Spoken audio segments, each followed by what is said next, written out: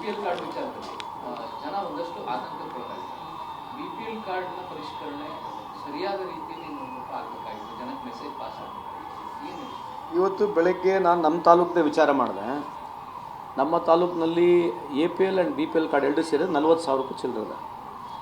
ನಾವು ಇವಾಗ BPL card cancel ಮಾಡಿರ್ತಕ್ಕಂಥದ್ದು ಕೇವಲ 400ಕ್ಕಿಂತ ಜಾಸ್ತಿ ನನ್ನ ತಾಲೂಕಿನಲ್ಲಿರ್ತಕ್ಕಂಥ ಸಂಡೂರು ಕಲ್ಗಟ್ಟಿಗೆ ತಾಲೂಕಿನಲ್ಲಿರ್ತಕ್ಕಂಥದ್ದು ಅಳ್ನಾವರ್ ಬಿಟ್ಟು ಕಲ್ಗಟ್ಟಿಗೆ ತಾಲೂಕಿನಲ್ಲಿ 400 ಕಾರ್ಡ್ಗಳು ಕ್ಯಾನ್ಸಲ್ ಆಗಿದ್ದಾವೆ. ಅದಕ್ಕೆ ರೀಸನ್ಸ್ಗಳು ಇದ್ದಾವೆ. ಸೊ ನಿಮ್ಮ ಮುಖಾಂತರ ನಾನು ಮನವಿ ಮಾಡ್ತಕ್ಕಂಥದ್ದು ಆತಂಕಕ್ಕೆ ಒಳಗಾಕಂಥದ್ದು ಏನು ಬೇಕಾಗಲ್ಲ.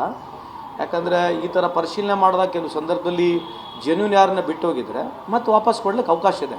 If there's anybody was left genuine ಯಾರನ್ನ ಇದ್ದರು ಅವ್ರಿಗೇನೆಲ್ಲ ಕೈ ಬಿಟ್ಟಿದ್ರೆ ಸರ್ಕಾರ, ಸೊ ಹಾಗೆ ಮತ್ತೆ ವಾಪಸ್ ಸರ್ಕಾರ ಅದನ್ನು ಖಂಡಿತವಾಗ್ಲೂ will consider them and give back the BPL card ಮತ್ತೆ ವಾಪಸ್ ಕೊಡ್ತೀವಿ. ಸೊ ಗೊಂದಲ ಬೇಡ ಅಂತ ತಮ್ಮ ಮುಖಾಂತರ ಅವರಲ್ಲಿ ಮನವಿ ಮಾಡ್ಕೊಳ್ತೀವಿ.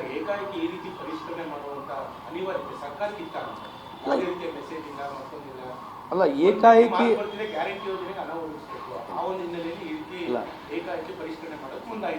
ಅಲ್ಲ ಏಕಾಏಕಿ ಅಂತೀನಿ. ಗೌರ್ಮೆಂಟ್ ಮಿಷನರಿ ಇದೆ, ಏಕಾಏಕಿ ನಮ್ಮ ಹತ್ರ ಡಾಟಾ ಇದೆ.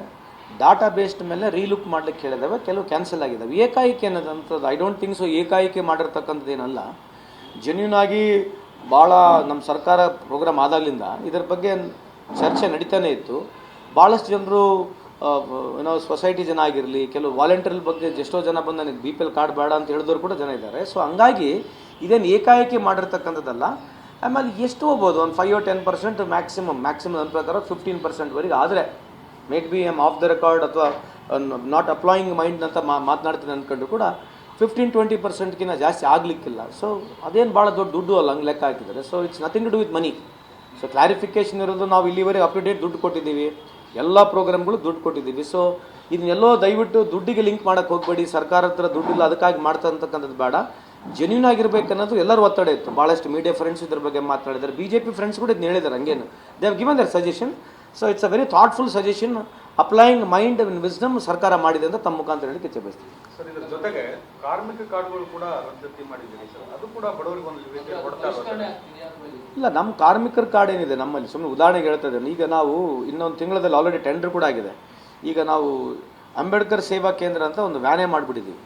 ಸೊ ಈಗ ನಮಗೆ ಯಾರ್ಯಾರು ಅರ್ಜಿ ಆಗ್ತಾರೆ ಆ ವ್ಯಾನ್ ನೇರವಾಗಿ ಅವ್ರ ಮನೆಗೆ ಹೋಗಿ ಚೆಕ್ ಮಾಡಿಬಿಡ್ತೀವಿ.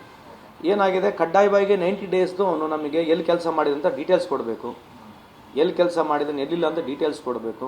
ಸೊ ಈ ಥರದ್ದು ನಾವು ಜಾಸ್ತಿ ಕಾನೂನಾತ್ಮಕ ಕ್ರಮ ತೊಗೊಳಕ್ಕೆ ಹೋದಾಗ ಸ್ಟಿಂಜೆಂಟ್ ಆಗುತ್ತೆ, ಬೇಡ ಅಂತ. ಯಾಕಂದರೆ ಕೆಲವು ಭಾಳ ಜನ ಏನು ಹೇಳ್ತಾರೆ, ಸರ್ ಅವರಿಗೆ ಕ್ಯಾಶ್ನಲ್ಲೇ ದುಡ್ಡು ಕೊಡ್ತಾರೆ, ಅಕೌಂಟ್ನಾಗ ಕೊಡಲ್ಲ ಅನ್ನೋದು ಇದೆಲ್ಲ ಇದೆ. I am very practical. ಯಾಕಂದ್ರೆ ನಾನು ಮೈನಿಂಗಿಂದ ಬಂದು ಅರ್ಥ ಆಗುತ್ತೆ. ಬಟ್ ಆದರೂ ಕೂಡ ವೆರಿಫೈ ಮಾಡ್ಲಿಕ್ಕೆ ಭಾಳ ಈಸಿ ಆಗುತ್ತೆ ಅನ್ನೋದಕ್ಕೆ ಇದು ಅಂಬೇಡ್ಕರ್ ಸೇವಾ ಕೇಂದ್ರ ತಂದಿರತಕ್ಕಂಥದ್ದು. ಸೊ ಇನ್ಮೇಲೆ ವ್ಯಾನೇ ಇರುತ್ತೆ. ಫಾರ್ ಎಕ್ಸಾಂಪಲ್ ಸೈಟಿಗೆ ವ್ಯಾನ್ ಹೋಗ್ಬಿಡ್ತೀವಿ ನಾವು.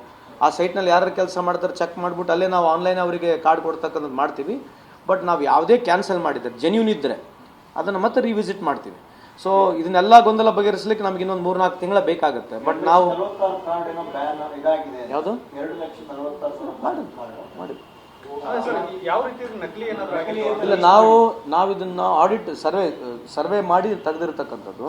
ಸೊ ಅಲ್ಲಿ ಶಾಸಕರು ಕೂಡ ನಾವು ಹೇಳಿದ್ದೀವಿ, in case if they are found genuine ಮತ್ತೆ ರೀ ಮಾಡ್ತೀವಿ. ಅದೇನು ನಮ್ದು ಯಾರನ್ನ ಓವರ್ಲುಕ್ ಆಗಿ ಜೆನ್ಯೂನ್ ಪರ್ಸನಿಗೆ ತಂದಿದ್ರೆ ವಾಪಸ್ ಕೊಡ್ತಕ್ಕಂಥ ವ್ಯವಸ್ಥೆ ಆಲ್ರೆಡಿ ಇಟ್ ಇಸ್ ದೇರ್, ಮಾಡ್ತೀವಿ ಕೂಡ. ಇದು ನಮ್ಮ ಕಾರ್ಡ್ ಆಗಿರಲಿ BPL ಕಾರ್ಡ್ ಆಗಿರಲಿ ಅದೇ ಮಾನದಂಡ ಇರುತ್ತೆ.